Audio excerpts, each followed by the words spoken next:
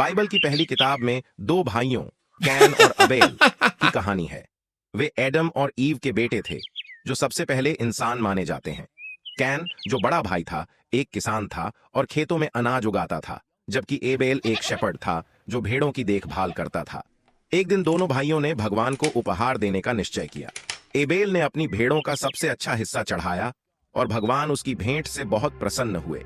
लेकिन कैन ने केवल कुछ फल दिए जो सबसे अच्छे नहीं थे, इसलिए भगवान को उसकी भेंट उतनी पसंद नहीं आई। इससे कैन बहुत नाराज और ईर्ष्या से भर गया क्योंकि भगवान ने एबेल के उपहार को ज्यादा पसंद किया था। भगवान ने कैन की नाराजगी देखी और उससे बात करने की कोशिश की।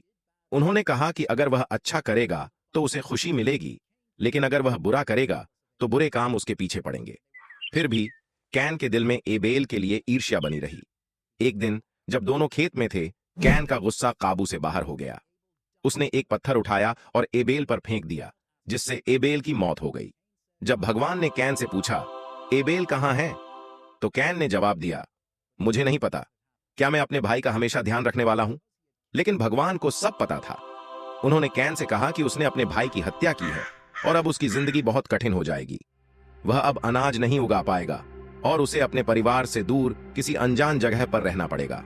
कैन ने भगवान से कहा कि उसकी सजा बहुत कठोर है और अब कोई भी उसे उसके पापों के लिए मार सकता है। इस पर भगवान ने कैन पर एक निशान लगाया ताकि कोई भी उसे नुकसान न पहुंचा सके।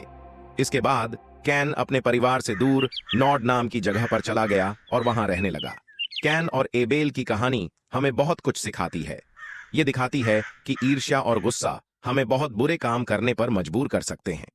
यह हमें याद दिलाती है कि हमें दूसरों के लिए खुश रहना चाहिए और अपनी पूरी कोशिश करनी चाहिए, न कि जलन जैसी भावनाओं को अपने ऊपर हावी होने देना चाहिए।